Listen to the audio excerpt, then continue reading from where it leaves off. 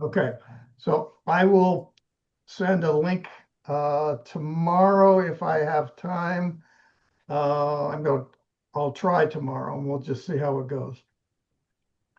All right, so first things first is I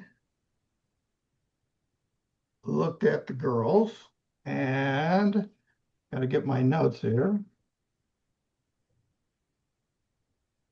So the first thing I did was I went up to select subject and it's going to select the girl. Well, actually, I'm going to cancel that. First thing I need to do is that someone's annoying copyright is in the way. So I'm going to use the remove tool and I'm just going to do circle it and it'll go into generative AI to remove it and it's gone. Okay. Shows how good the copyright thing is. Yeah.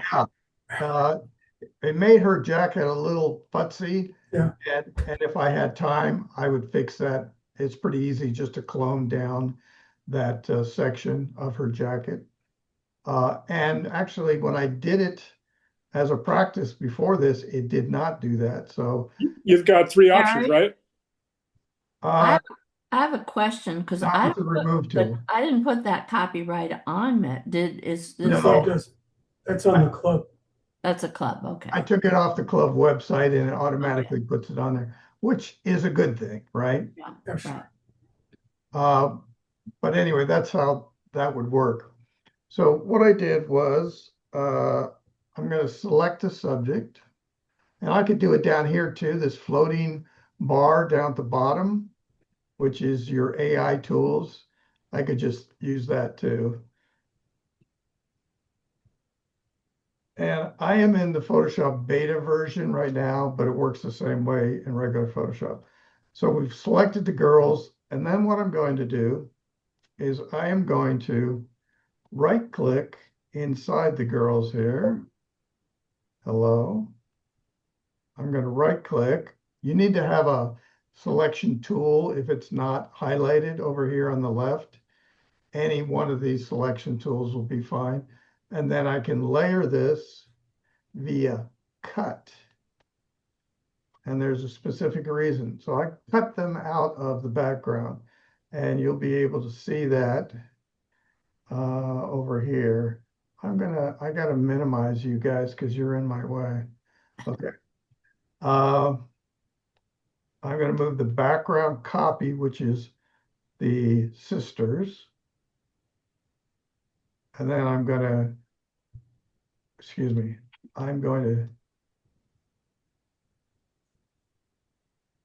turn off the background copy and the original. And then you can see that it's just the sisters. And it does a pretty good job.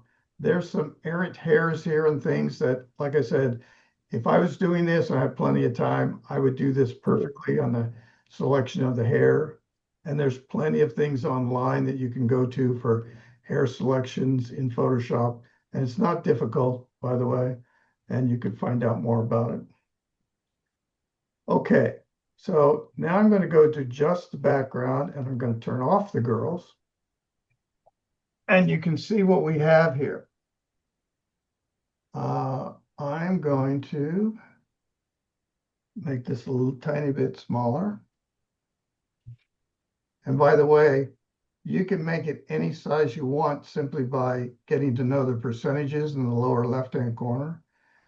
So I'm doing Control plus on a PC or Command plus on a Mac. And it's going out of my view. So I want to change this over here.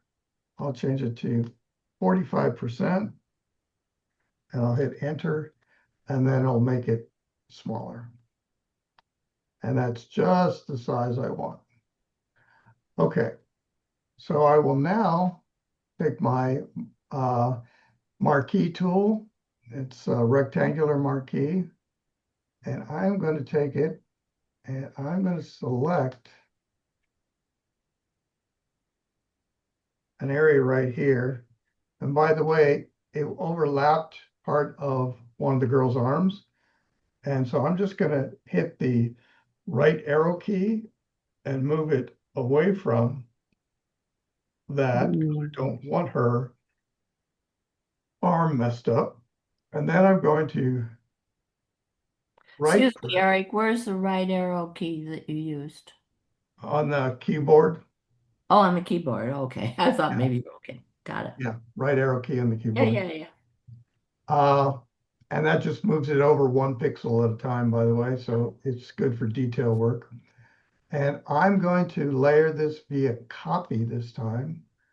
And it made a new layer of just that little strip that I selected.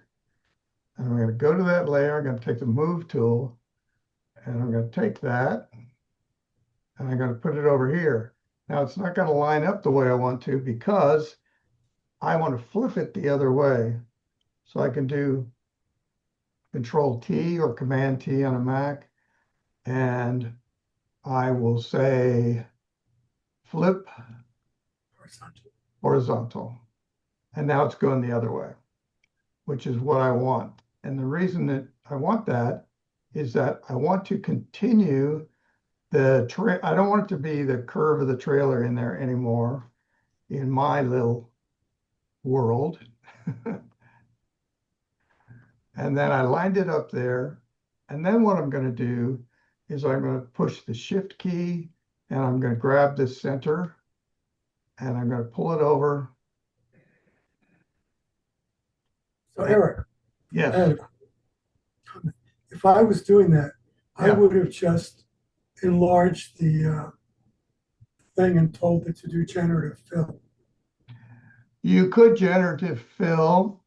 We could try that too. That's Okay, so the trick about Photoshop is there's probably 100 yeah. to it. So you're right, Jeff. I just tried the fewest steps. Yeah. So I'm going to grab the bottom of this to fill the bottom of my. So I'm going to do Control T or Command T and Shift again, and then I'm going to pull it down just to fill that little gap that was at the bottom. And now everything should be fairly well aligned. But guess what? We're covering up the girls again.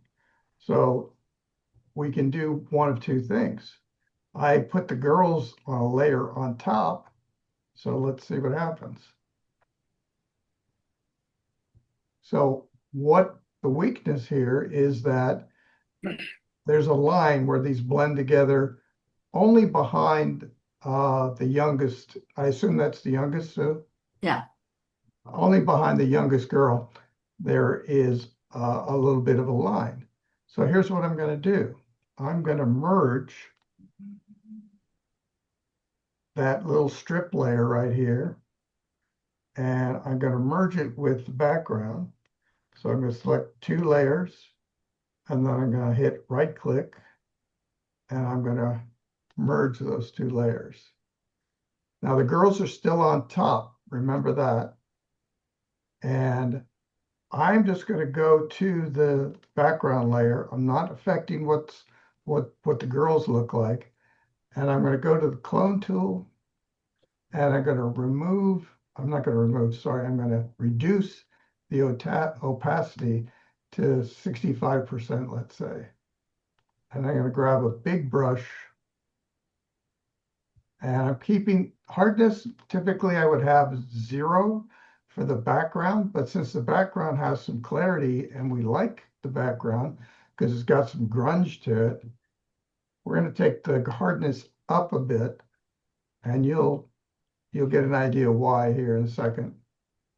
And then I'm going to get the brush even bigger, not quite big enough. Okay, that might be too, oh, that's okay. All right. And then what I'm going to do is I'm going to try it with this area and see if I clone this on top of this, if it'll blend them together. And that's what I'm going for. So I hit the Alt key to select that point.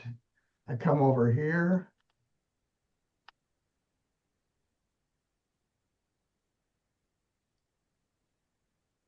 And it's blended it down fairly well. But I'm going to come back over to this side, do the same thing, and I'm going to blend back the other way.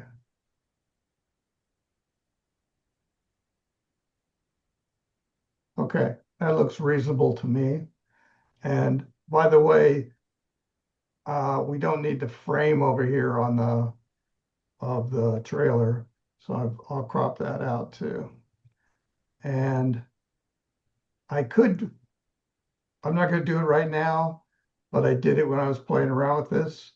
You could take this, well, I'll do one little aspect of it real quickly so you can see. There is something called a smudge tool. And if you've never used it, it's over here underneath the sharpen tool. And with that smudge tool, I'm going to try it with the smudge tool. I don't remember if I ended up using that or not because I did this last week. But you can grab a portion. I'm sorry, that's the girls. I can grab a portion of her jacket and move it.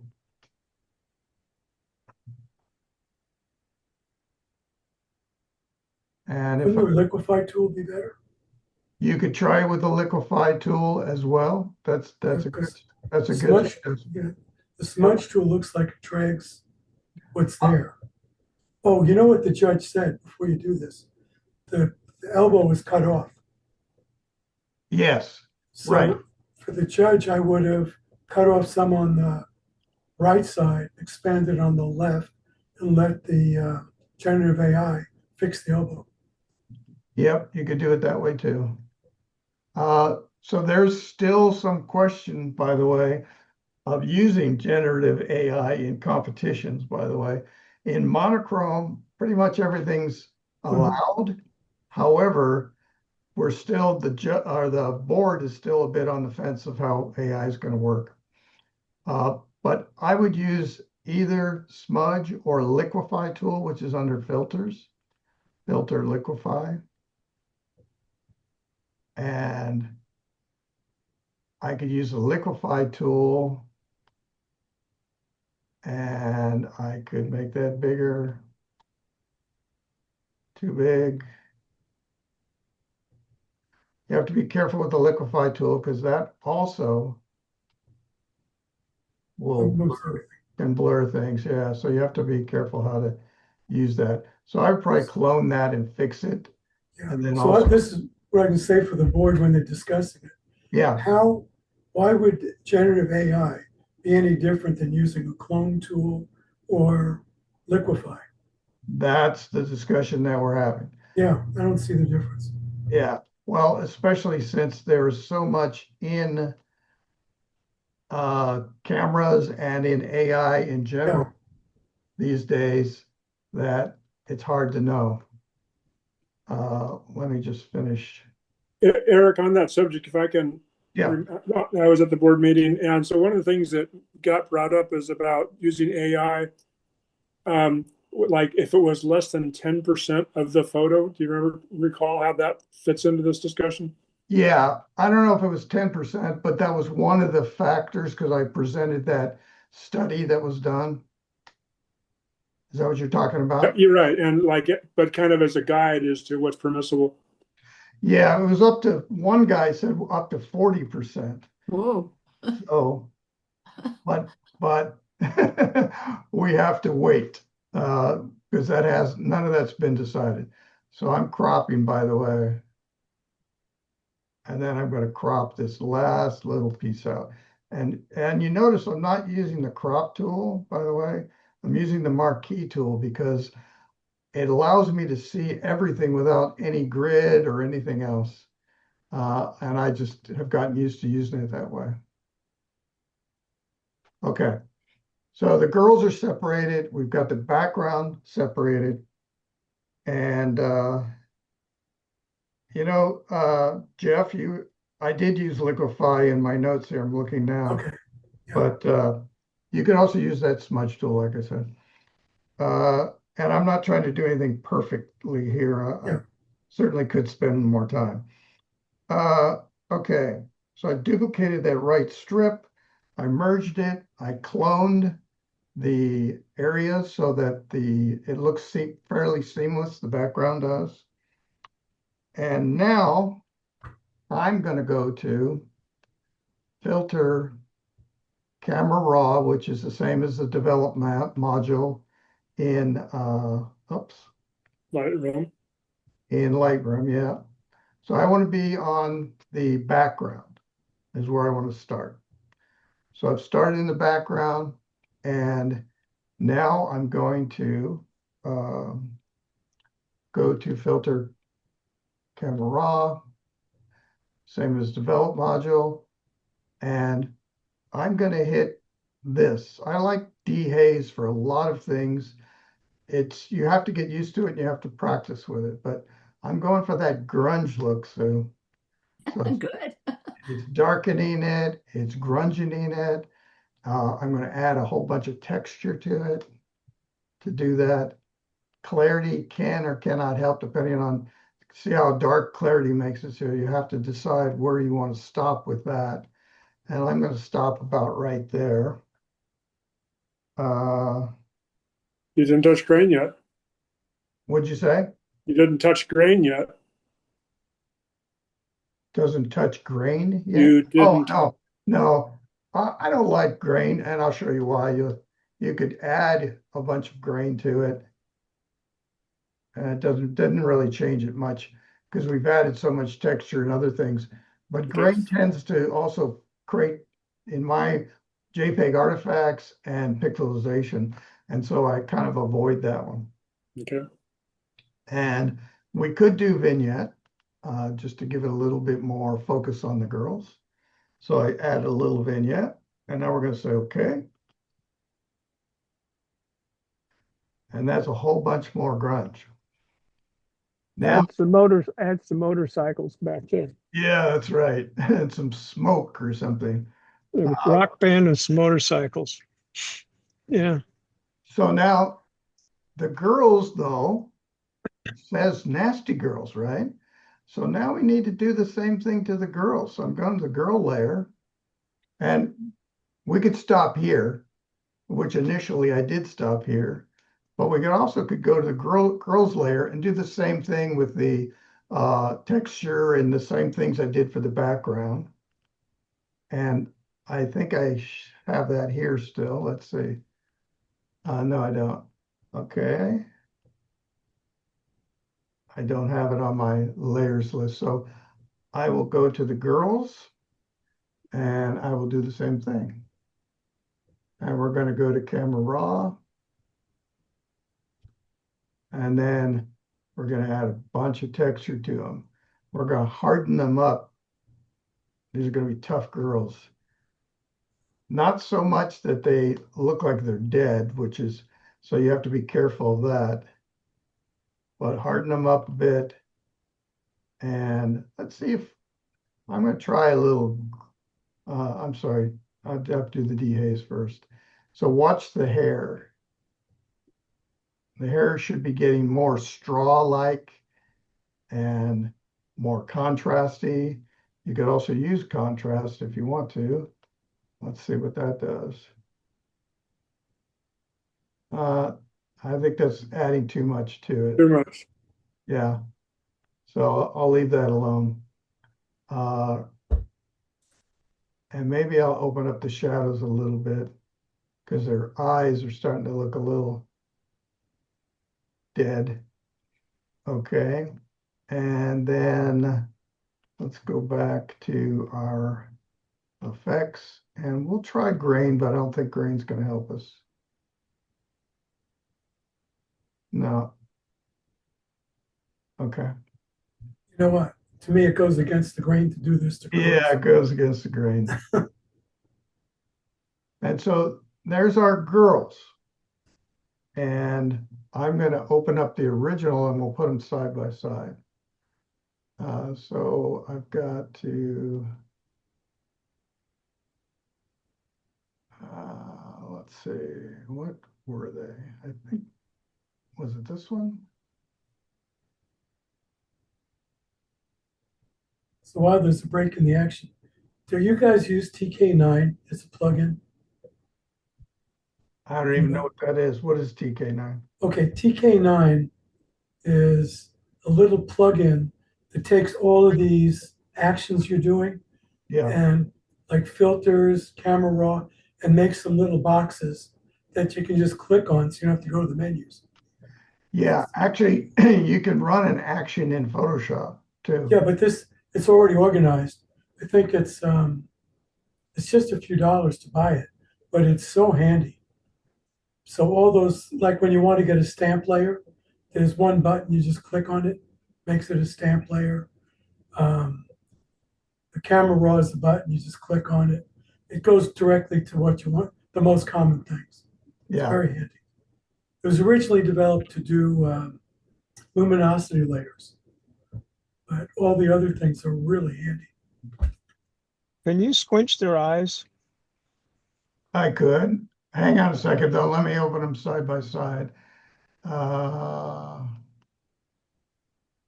A friend of mine who used to photograph fighters in the valley used to get them to squinch their eyes so they're really looking at you like I'm going to come out and whip, but give them that tough look. Oh, you know what? In neural filters, I think it lets you change all the faces. The new neural filters. So I'd say to him, Jason, how are you going to make them look tough when they go to church on Sunday?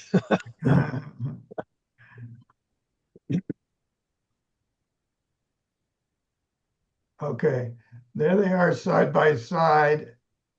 And actually, this one's a little larger. So I'll go to 25%.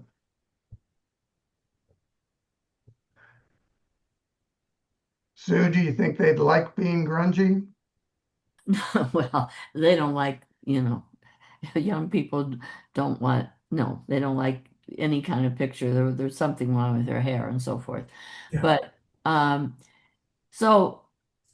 so I think you have succeeded really well in making it more grungy, and I can see that that's a good direction to go.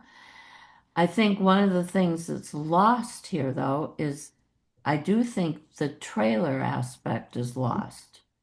Yeah, And I think that's, that is part of, the sort of culture that I wanted to portray. right, right. No, I understand. The judge is saying that uh, it was a little distracting because everything else is brighter, and then that you have that dark spot that your eye is going to go to. Yes. I mean, I can see getting it more texture into it's just losing the roundness of you don't, this looks kind of more like a timber or something wood Uh-huh. uh, cabin to me. Right. And so even the metal is kind of lost in this for me. But I think it's and one other thing, Eric, when you do this, do you have to do it uniformly because the um with the three girls, or can you do it more individually to grunge them up? Because I think that the center person is, the darkness on the forehead and so forth is not quite realistic to me if Yeah. that's Yeah. important. Yeah, it got too much. Yeah.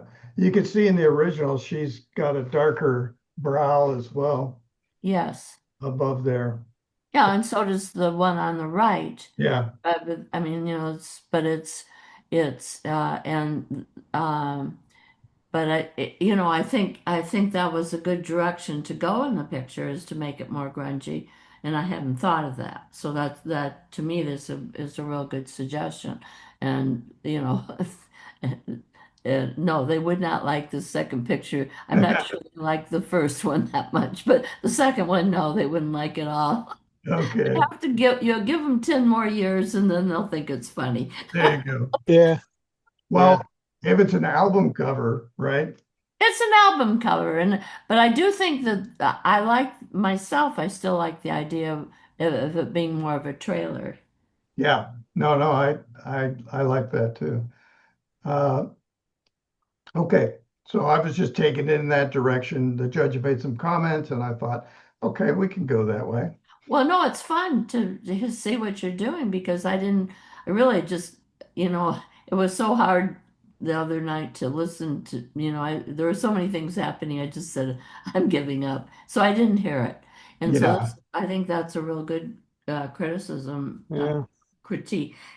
I hate to use the word criticism because I don't, if it's a good critique, it's not a criticism, it's a alternative way of going. And that's very good to do that. And so thank you. okay, and then we'll tweak their eyes and I'll show you a really easy way to do that, by the way. All right. And let me take this one.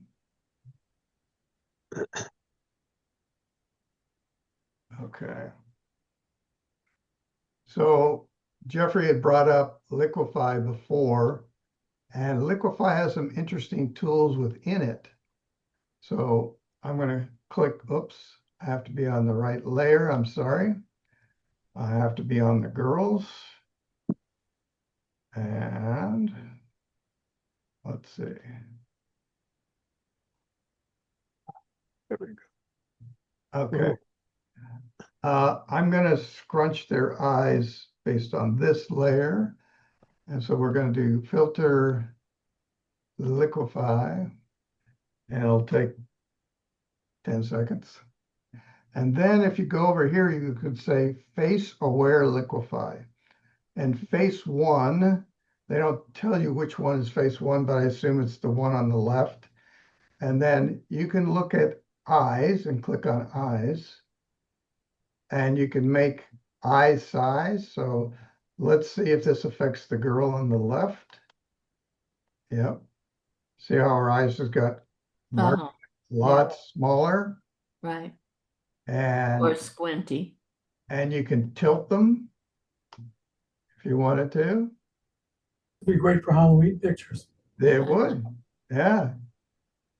I might have to do that to my granddaughter for Halloween. She'd probably Freak out. think it was hilarious. Uh, since I made them smaller, you could also make the distance further apart or bring them really tight together, whichever way you want to do it. Yeah. Now these girls will definitely not like this part. No. Anyway, but that's how it works. And you go Yeah. down to this pull down, you could do phase 2 and 3, do all 3 girls. Yeah. So Oh, that's cool. yeah, it does come in handy, by the way, for pictures of grandkids and things like that. When one eye is partially closed, You can open it. you can open it. Right. So it's pretty interesting. All right, I'm going to say okay. And I'm not going to save any of these things, so it doesn't matter.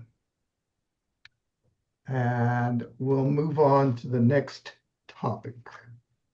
Thanks, Eric. That was really nice. Yeah, well, it was interesting to me, and so I thought I'd get your Yeah. opinion and buy-in, of course. So Eric, I have one question for you. Yes, When you're using the clone tool, yeah. how do you change the angle of the thing you're cloning? It's If like on the boards, if there was a curve to the board, I know when you clone it, you can change the clone stamp angle. I don't think you can. Oh, I thought you could. Okay. Yeah, well, here's an angle up here, but I don't think, well, let's try, Jeffrey. I don't think it will allow us I to. thought there was some way to tip it. I don't know. So I'm going to clone these 2 squares right Yeah, here. And you can see I now have them attached. right. And then let's change the angle, see if it'll, Oh, there's the angle. Okay. yeah, it's up there. Got it. Okay. I'm going to say 40% angle, which is pretty drastically different. But it didn't change it. Okay. Yeah. That angle tool is for different Got it. Okay. use. Yeah. Okay. Let's move on. So now we're going to go to something new, brand new. It's only in Photoshop beta. So if you have beta, you'll be able to use it. And of course, that means it'll get into Photoshop soon. So I'm going to close out these girls.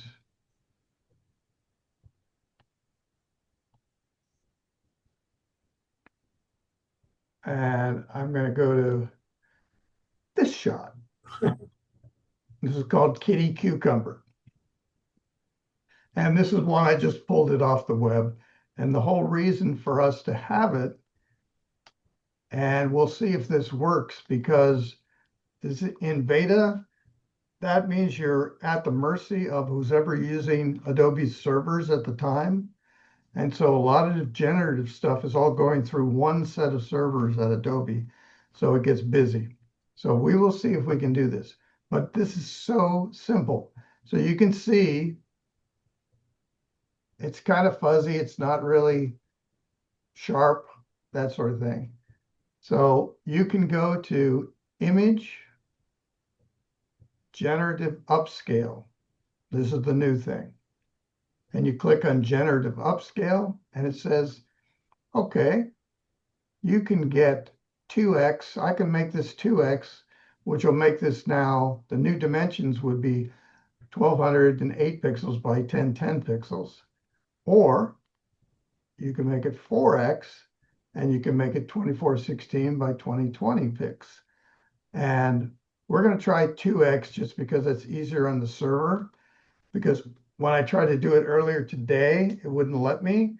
A couple of days ago, I did another set of images, and we can see those if this doesn't work.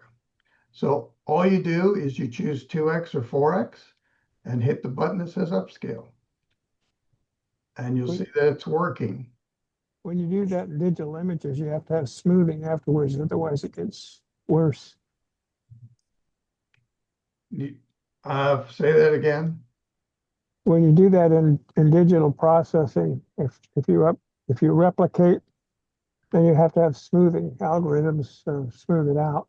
Yeah, and so this is using those kinds of algorithms and doing it. So now you can see the image is better than it was. It's still not a perfect image by any means. So let's see if we can go to upscale, and we'll go to 4x this time. Did I use, I guess I used 4x. Yeah, I did. So we'll do 2x again and see if you can do it to the same image. And you'll start to get a few little JPEG artifacts and things like that.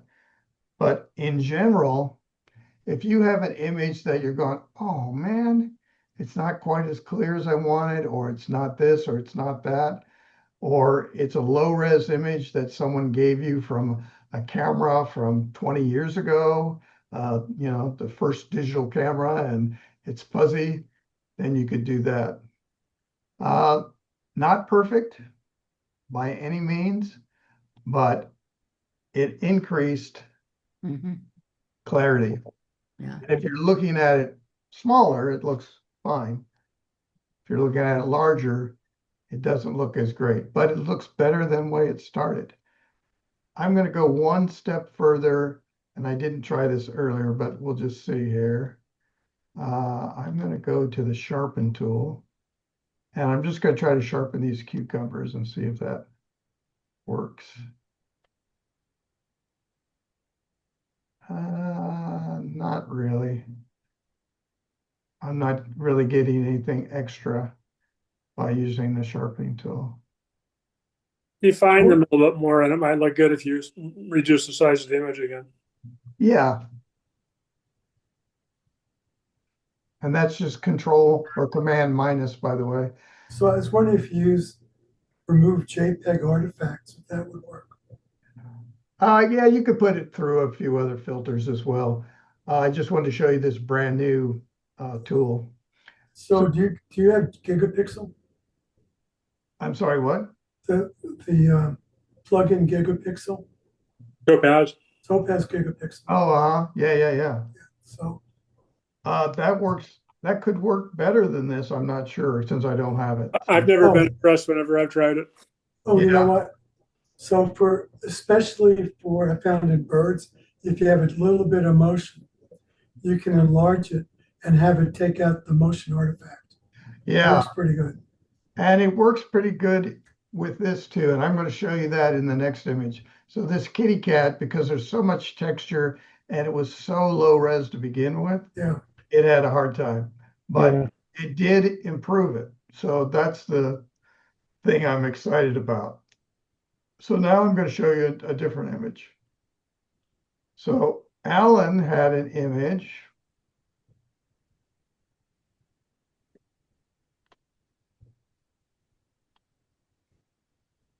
And this is Alan's image, Alan Levinson. And I'm going to do Controller Command Plus. And I'm going to zoom in on him. You can see he's not that clear. And I ran that same thing, 2x, and that's what I got. Wow. That's much better. Yeah. Look at his mustache, all the fine lines, the gray. So that's the before and the after. That's a big change. Yeah. And that is the kind of thing I've seen with Topaz. Kelly has Topaz, and I've seen her use that a couple of times and do something like similar, but this might even be better. It did a really nice job. Yeah, that's impressive, actually. So with a single click, I think that's worth using. So And would you go through the procedure as to how you went about all that? okay, so I took the original image. This is the original image of Alan's, and I would have to open it up, but I'm because I've got it in a Photoshop document now. But so you just do image generative upscale, Oh, and then choose 2x or 4x. And this is only 2x, the one that I did with Alan's image, and it worked great. I didn't try 4x. Let me just see if it'll run it here. I'm not sure it will. Looks like it says it won't. Because you got to look at the dimensions on that thing. Yeah, yeah. So at some point, it won't do, since it's only beta, it's only going to do 4,000 pixels is the biggest it's going to do.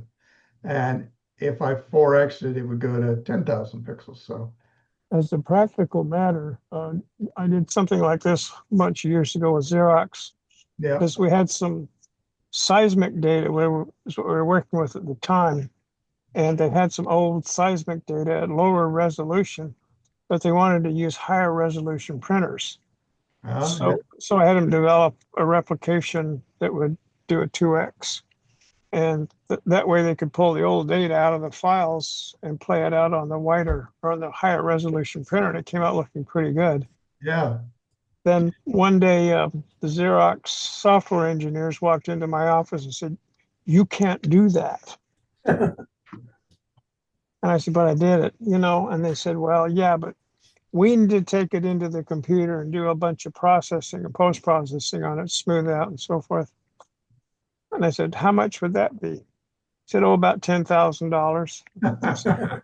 I said, "Well, this option is 2,000, so I think I'll stick with it." You know? Yeah, yeah. Were you at Park, Boyd? No, I was at Versatech at the time, and Oh, okay. Okay. I was I was kind of a, what do you call it, market development manager kind of guy. So Yeah, yeah. go out and find some neat things to do, and then have them do it. Well, And that's a fun and the pre- job. and oh God, it was a candy shop. And the president, you know, they'd attack me all the time, and the president thought it was fun, so he was backing me the whole way. So you go tell him, and then if he wants me to a change, I will. And then they'd come back and say, "Well, he said just keep it the way it is." Yeah, Okay, that's why he's the president and you're not. You know, that's right. he was a good guy.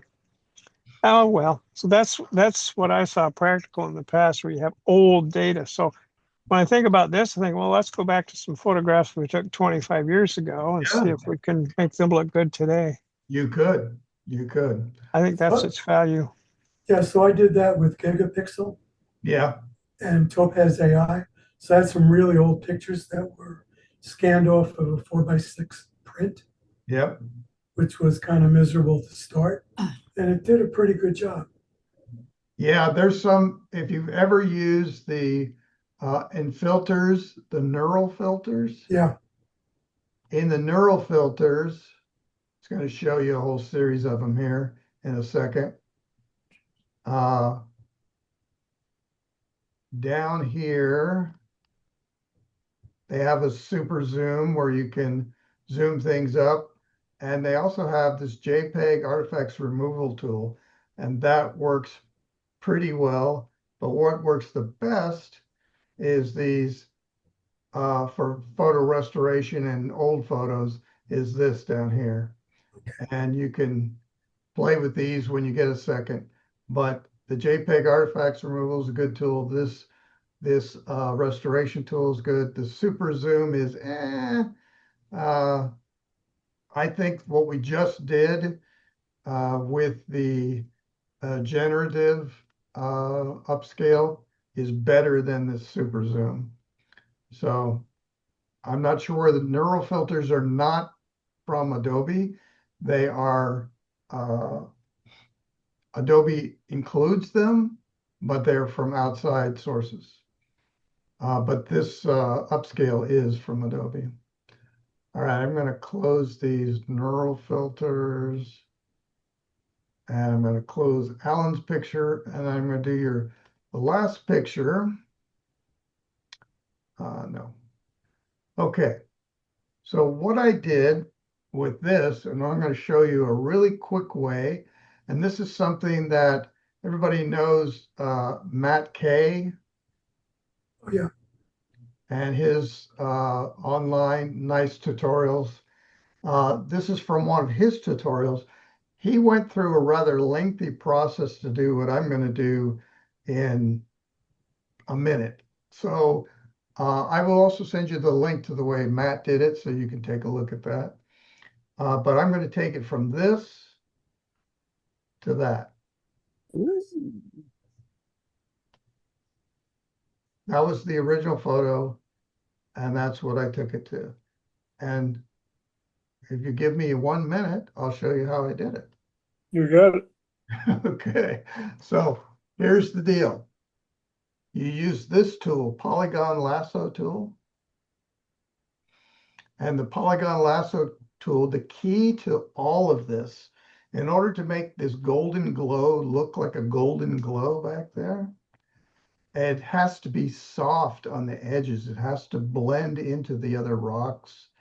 And that's all you need to do is make it super soft. So that feather is what makes things super soft. I'm going to make it 300. And 300 is a big feather. And if you don't know much about feathering, you could look it up online, but you'll get the idea when I show you here.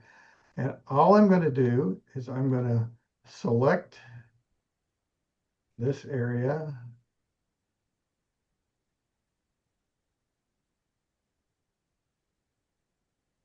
Okay. It's a low res image, so it won't do 300. I'll do 200.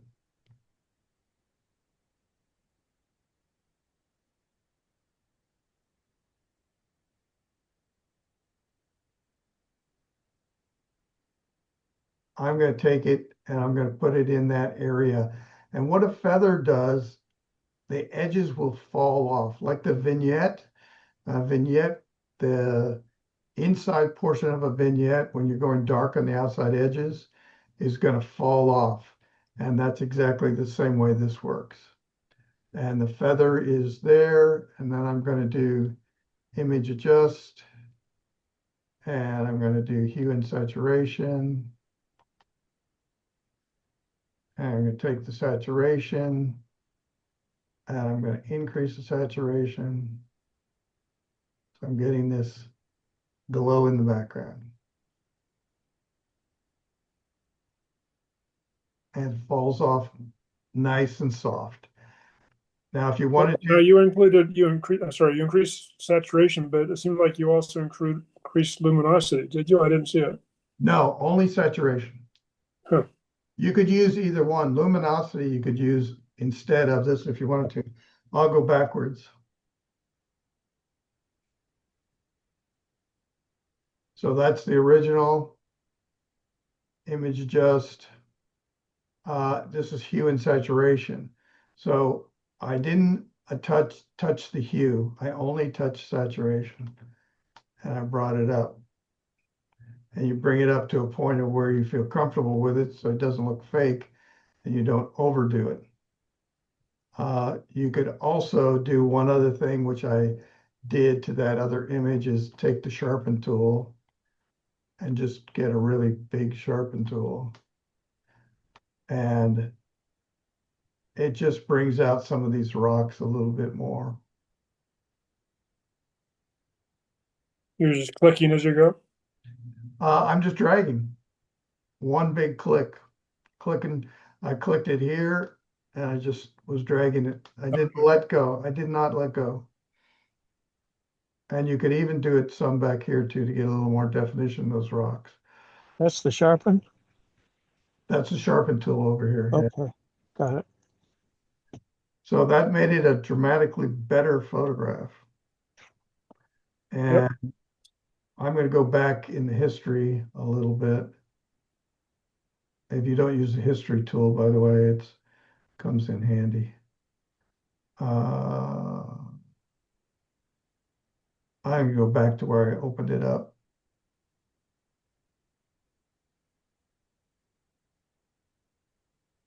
And so that's a secondary rendition I did earlier. So that's the original image and that's that. And take a look at Matt's, the way he did it, way he approached it, but it just took way too long. He made a mask and he did this and he did that. And you don't need to, just make a selection that's soft and then you can affect the image. And again, Eric, the your feather was what? 200. 200. Okay. So one would be just like a pixel and 200, so it spans it over 200 pixels. Yeah, so here's the way to judge it. Do you see at the top here my rulers? Mhm. If I change that, I can change that ruler right now, it's in inches. I can right click inside that. I can change it to pixels. And that shows you what 200 pixels is. Okay. On this scale, let me just make it a little bigger. That's too big. So let me go to 150. On this scale that you see now, that's about an inch that I'm seeing. And that's how much fall off you're going to get. So the edge of that selection I had, it went about a half inch this way and a half inch in like that. And that was the selected area. Can you now brighten the mountains or the wall of rock to the right on the upper right corner? Sure, Bring easy, the bring that up. sure. So I can do that one of two ways, and the fastest way is going to do the quick selection tool. You grab that little guy,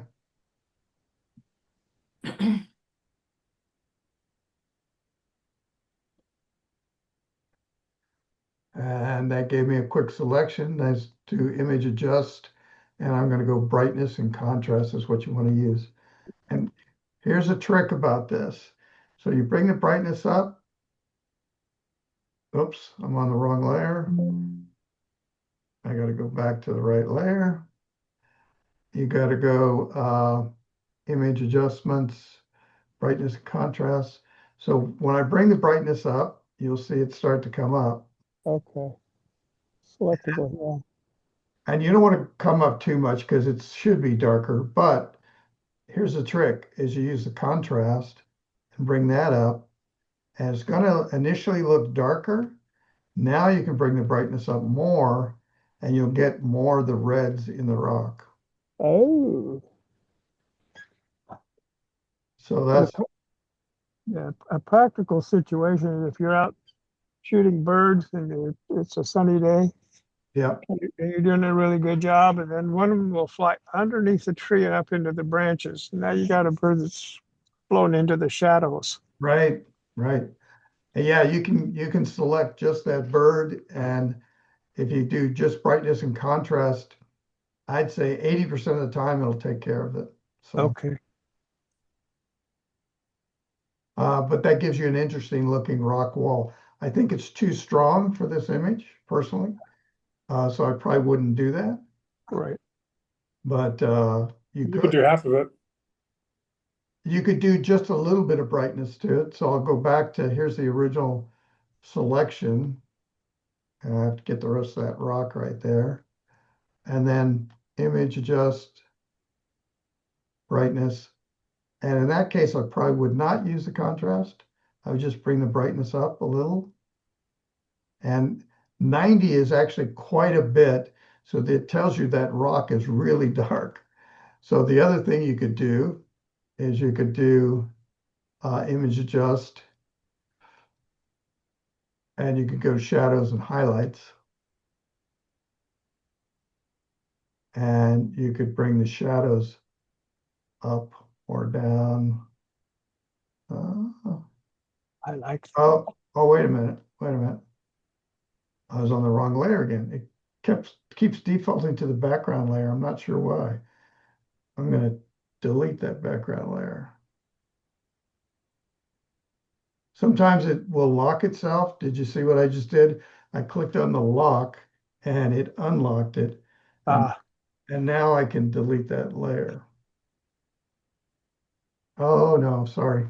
I have a selection, so it's only deleting where the selection is, not the whole thing. So anyway, I'll go back to the layer I'm supposed to be on, and I'm going to do image adjustments, brightness and contrast. There you go. So you could bring it up a little like that. I probably wouldn't use the contrast because it's going to, if you really wanted that wall to be cool looking, then you could bring the contrast up, but I think it's too much in this particular photo. So there it is. But both of those selections I did took, 10 seconds. So it's not like it's time intensive, and it made a much better image. All right, Thank you, Eric. certainly. So now our AI in photography discussion, which I like to have at the end of all these meetings. And I'll turn this off. I'll stop sharing so I can see everybody.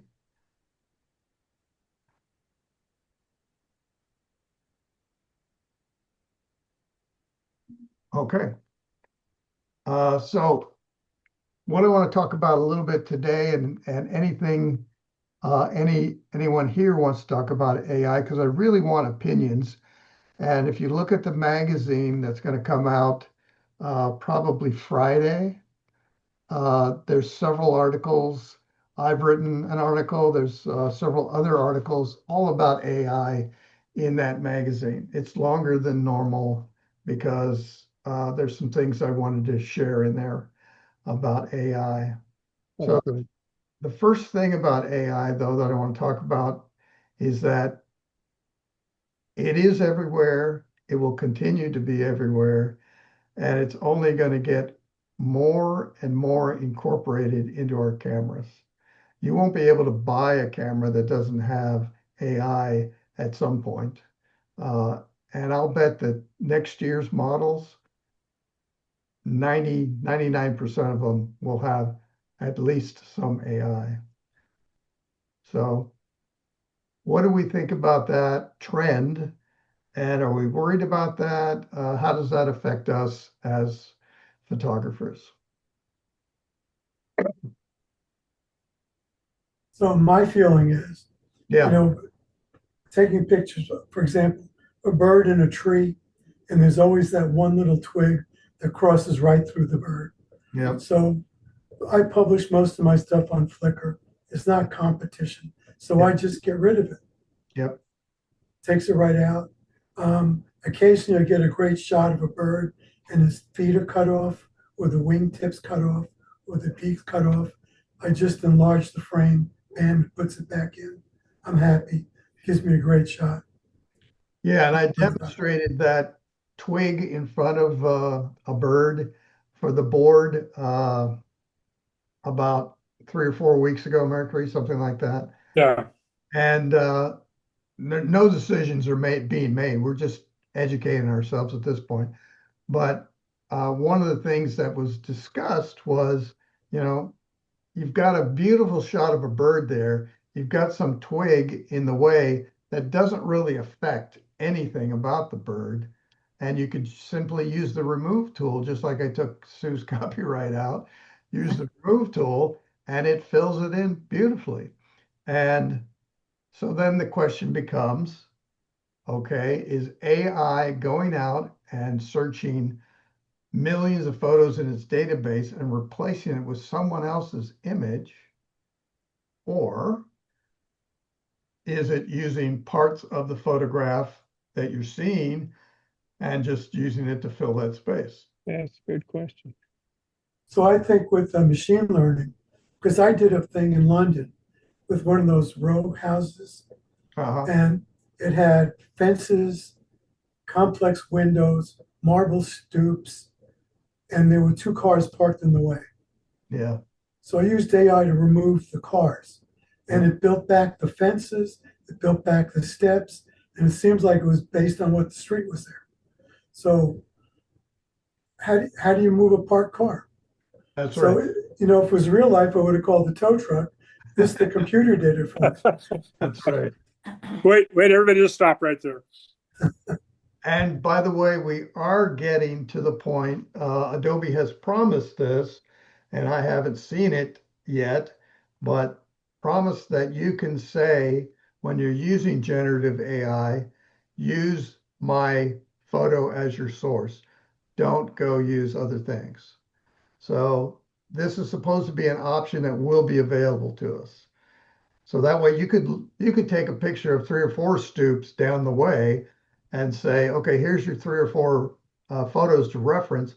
Use those, and it will drop in perfect stoops for you in that case. I just saw a demo on YouTube where they were showing these programs that generate a whole image for you Yeah. from scratch. Yep. Yeah, You can give it a reference image and Yep. it'll work around that. Right. So, but I was thinking, I use it, for example, I just took a picture of a nice flower and there was a leaf hanging or a strand of grass Yeah. that was in the way. So before I took the picture, I could have cut it off, but I just used the computer to get rid of it. Yeah. So which way is better? Right. To me, it Well, makes no difference. now, so would a purist nature photographer tell you you can't cut that piece of grass that was in the way? I wouldn't listen to him. Yeah, I know. But that's something that people have said in the past and will continue to say at some point. Sure. But I see these arguments online because they label picture SOOC straight out of the camera as Yeah, if that's a better photograph than right. you doing post processing. Yeah. And a lot of people take that as a pride thing. But if you read my article about 3 months ago on AI, where I referenced Ansel Adams, Exactly. Yeah. uh, and by the way, Jeffrey Paulin is our PSA rep, and he had a discussion with PSA because their rules are very strict. And he called them to say, well, what about Ansel Adams? He dodged and burned and did all these things. Uh, uh, would you kick him out today? And they said, yes, they would. He's, Well, you know what? So what'll happen is I people will agree. stop either contributing to competitions yeah. or not pay attention. Yeah. So it's moving in that direction with or without us. So we'll have to make those decisions as we get to them, and we'll probably be slow about doing it. And for the short term, none of this is allowed in nature, in the story categories, nature journalism and travel.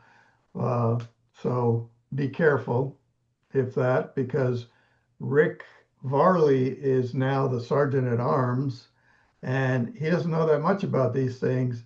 But if he has a question, he's going to send it to me, and I'm going to have to determine whether or not AI was used in one of those nature or story categories. When So, I was in the military, the sergeant of arms carried a 45 automatic with a 9-round clip, one in the chamber and on safety, and he pointed at me twice. that's right. So I do not like that word. It gets your attention. Don't like guns pointed at me. Yeah, yeah. So, what about other forms of AI? Jeffrey, you mentioned expanding the background, which is a great tool, and I think it makes perfect sense personally.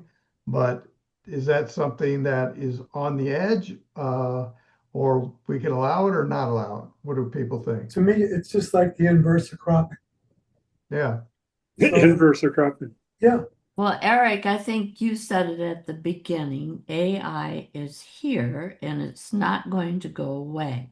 right. But, it's like some of the schools and the universities, they're having to deal with, um, there's a question to a certain degree of integrity as to, if you write a story or a poem or what, or Mhm. what is what or even if you show a picture that is not basically and yours and this is not disagreeing with what Jeffrey has been saying about taking Sure. out a little branch or something. I if it doesn't really impact the picture, I don't have a problem, but when you take generative fill and tell it to make it look more like a Hopper painting or do something like this, I have trouble with that.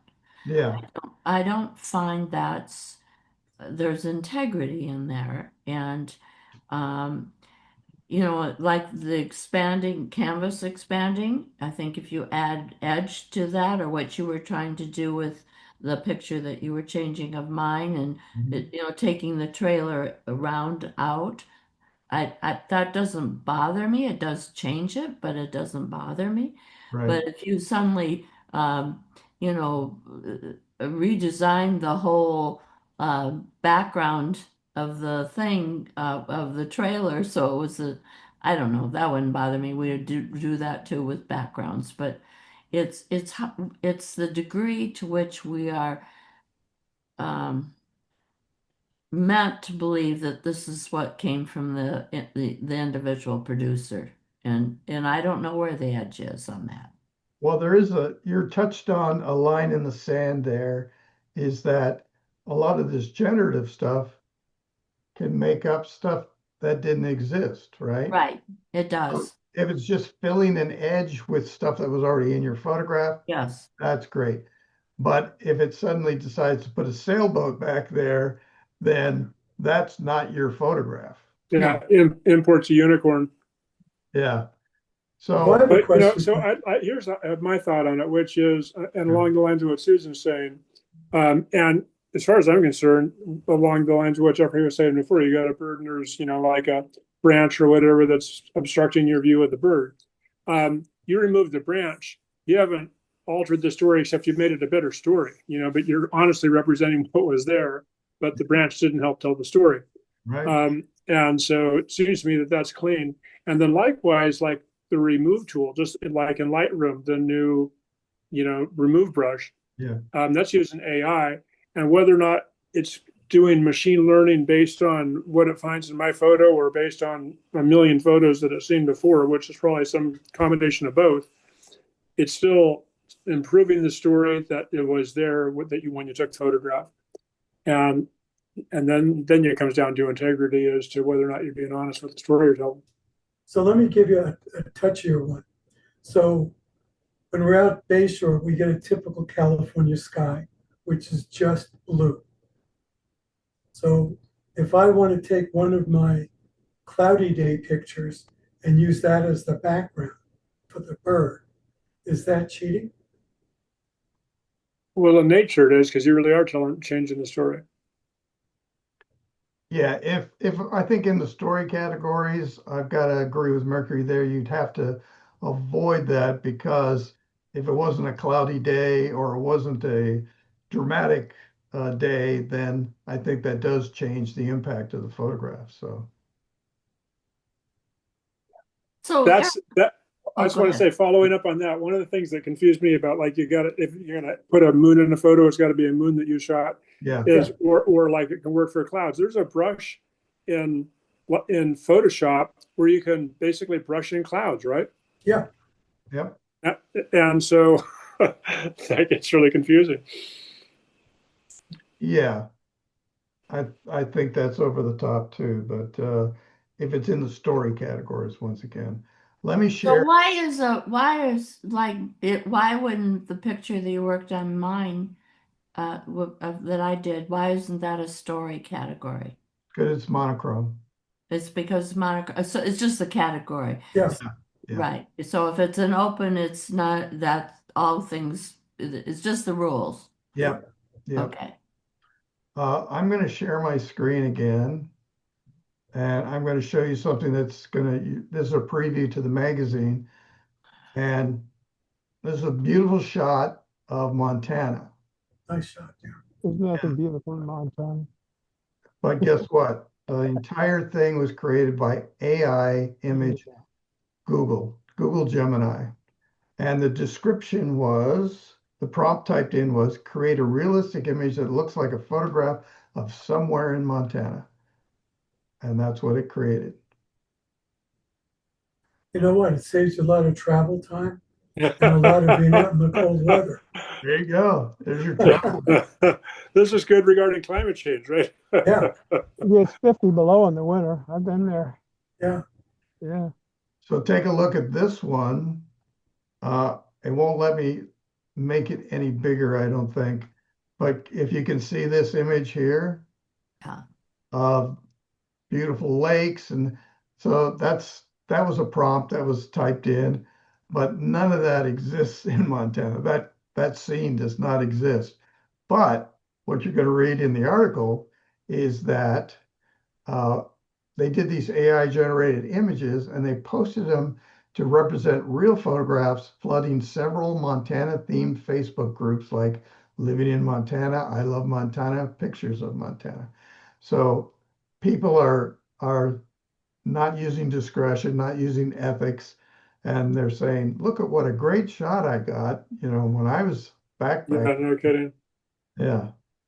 So it's bad. I quit doing Instagram, but one of the things I was only doing nature photography. But one of the things like I saw was it was like three hummingbirds and three tulips side by side, Oh, uh-huh. and you're like, that didn't happen, Right, right. right? But with Google Gemini, it did. But yeah, no, that's and what it takes to figure out what's real and not, like that photo of beautiful place in Montana.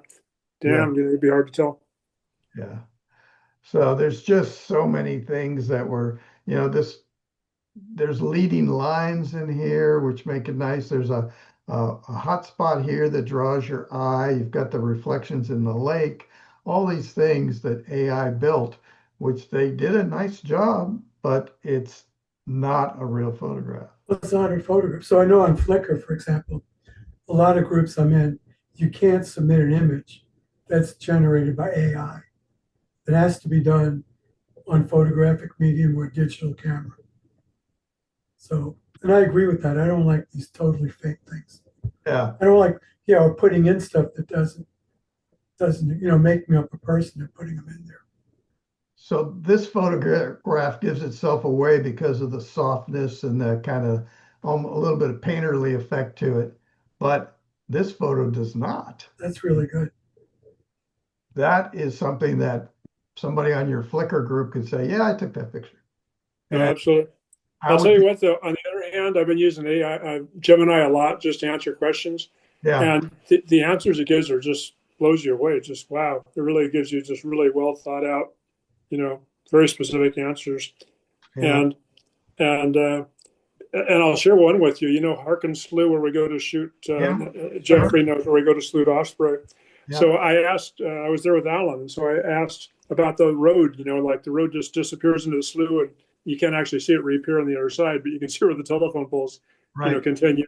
And so I just said, so like, what happened here? Like, how did this road get submerged? And I said, it wasn't actually a decision that was made one day. There'd always been flooding problems in this slough. And finally, people gave up and do anything about it. It was like something that just naturally happened over time. It yeah, wasn't yeah, planned this way. Army Corps engineers, nobody made a decision. But it just gave you a really thought out answer, and it was just like, wow, cool. yeah, Well, I think the other thing is what we're going to have to deal with is, this is all new. yep, AI is, and so people are being carried away with what I mean, mhm, sending in stories. So, um, one of the things that you probably have read is like what are universities doing about people that are Mhm. sending in papers they haven't written. Yep. So what they're doing is they're having the kids, the students, write more in class. They're turning off the internet access in the class. They're writing blue books again Yeah. and all this. Why? Is it just only for, as I said before, using the word integrity? It's it's humans need to learn. What's the good of us all, saying that's my picture if we haven't experienced taking the picture and working on it? Right. That must be something that people in the long run can't feel very good about, I would think. In the science world, my medical buddies, if they sequence a virus, they've got to go through about 2 or 3 thousand strain probabilities to start zeroing in. And I know one of my friends who worked at what is it, Lawrence Livermore Labs. He said it took him 2 days one time to go through a sequence, and he was running the supercomputer for 2 days. So if you can precondition your data, that's the question I asked him the other day. So can you precondition your data with AI so that the quantum computers have a little better shot at it? Yep. And that's where it's going to be valuable, because now they can maybe take that 2 days down to a day and a half. Because the guys in Korea who did the COVID virus took them 4 days to Wow. sequence it. Yeah, there's going to be massive advances in medicine that I've read many articles, and you probably have too, Boyd, where uh, AI is much more accurate and hundreds of times faster at reading simple X-rays, right? This guy's Yeah, got a broken leg, or this guy has this or that, they can see more things in X-rays than a doctor can, much more accurate. Doctors are like 90% accurate, and AI was like 98% accurate. but in the You world know, of in the world of estimating, you want to do probably 200 variables before you can put them out in the probabilities to see what the curve looks like, to get any sort of idea of how accurate it would be. Right. To get a curve, and then you do a couple of sigmas on that, and Yep. your answer is there somewhere. That gets you in the ballpark. So there's, you know, so these guys are doing a 2,000 on a strain of a virus. That's not uncommon Yeah. And fast now. and fast now. And once they get it, then it's a bunch more data to say what's the probability this will work to solve it, what's the probability that will solve it. So now Mhm. you got a whole set of probabilities to run to see what your best vaccination approach is going to be. so you know what? They're using that on drugs now. So they get AI to find a molecule that'll work as an antibiotic. And Yeah. That's then what they said. they That's what run they all the tests on mathematical stuff to get right. what they used to do on rabbits and mice and all that. So now they Right. can do all that in the computer. It's going to be great someday. Well, no, they're using it now. It's actually, Well, So I how is that understand, but it's going to just exponentially grow. oh, no question. Yeah. Yeah. would that morph then into saying something like in advertising, what should I do what will best convince the largest number of people to buy my product? That's right. Right. That's what I'm interested in. So back to photography, Yes. I'll close it up with the fact that we've been talking about AI for the last seriously about it for only like maybe 3 years total, and we've been using AI in photography for more than 25 years. Photoshop came out in the early 90s. I bought the first version of Photoshop.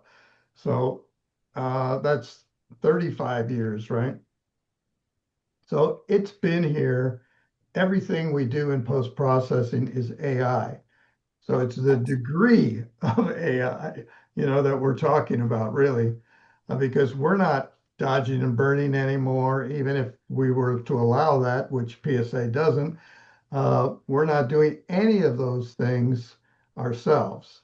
And the camera itself has taken over and is doing a lot of those things. So there's an article in the magazine, again, talking about different cameras and pointing out what AI structures are already embedded into most cameras. So Look let me forward to ask the you, look forward to the magazine, Eric. There you go. yeah. So let me ask you, so if I get one of these AI cameras that you're talking about in the next few years, and Sue, yes, you already own one. yes, but I'm talking about the more advanced that Yeah. I Okay. know that I've been using, anything in Photoshop or Lightroom is, that you're doing editing is a form of AI. I can see that, Yeah. Yeah. but what if the camera says, okay, you're gonna take this shot of, a mountain lake and mountains and stuff, and then you put into your camera, add snow to the top of the mountain, da, da, da, da, and pretty soon, what's the picture? You know? Yep. You're going to be talking to your camera Right. It as you're really, taking the picture. What's going to be bad is when the camera tells you what to do. Say again, Jeff. What's going to be bad? The camera's going to say to you, higher, aim higher. Now Yeah, you can push the. Now you can push the button. that's right. Composition will look better if you move more to Yeah. the right. Yeah. Think of how long that the scene button has been on cameras. Oh yeah. 40 years, maybe longer. So that scene button, that's a form of AI. It's making decisions, not you. So it's been around forever. And just how we want to deal with it in the future is the big thing. So, I'm going to go. Thank you all for sharing. all Okay. right. Take care, all right. Marjorie. Me too. I think I'll Yeah. get going. All Good night, right. guys. Thank you Thanks, very Eric. much. This was great. Thanks, Sue. I All appreciate it. right. Good night, Night. guys. Good night. I'll send out the links tomorrow. Hopefully tomorrow. Eric, the other thing, take a look at the TK9 program. You can just Google TK9. Is it Topaz? No, it's a separate plugin. Oh, TK9? Yeah. And just all one, no dash or anything, TK9? If you Google that, it'll bring you right to the site. And then just look on YouTube because they explain what it is. All right. Yeah. So there's a lot of tutorials on YouTube. But basically, it takes all the things on we have to go digging through menus and just puts it as a button. And then it does luminosity masking and things Right. like that and color selection. Right. And a lot of things you do with a lot of keystrokes, it does in one button. Yeah. It's very handy and it's not expensive. I think what they've probably done there, Jeff, and I've made these before myself, is make an action, right? Yeah. Yeah. So you just say, okay, brighten it, do this, do that, select this. Yeah. And then also he's got a button in there where you can create your own actions Right. and then run them. So Yeah. it's very versatile. Yeah, I've done that, and people sell those as software, Exactly. Yeah. and I guess that's what TK9 is too. Yeah. Maybe So, well, I'll just check it out. hit a YouTube video on it. So Yeah. it's Backshaw and TK is the guy's name. I forgot what it is. Oh, okay, okay. But Backshaw does one and TK does the other. Yeah. And they're very, very good at explaining what it does and a lot of helpful tips. Do you have the beta version, Jeffrey? I don't know if I have the latest beta. Okay. Just because that's the only place you can get the generative Upscale. but I think it's going to be really good for many things of photos that are 95% there. Yeah, so I've been using Topaz AI and Gigapixel. Yeah. And this I think is comparable from what I've seen to anything Topaz. Oh, the only difference was Topaz will let you go 1x, 1.5x, 3x, 4x. Oh, So you have more choices. Yeah, yeah. And also, you can see what it looks like on the screen before it pops it. Oh, okay. And the other thing I found on some of these now, they have restore and things like that, but it takes so long. You just have to go away from your computer for like a half an hour. Oh, that's no good. It's useless.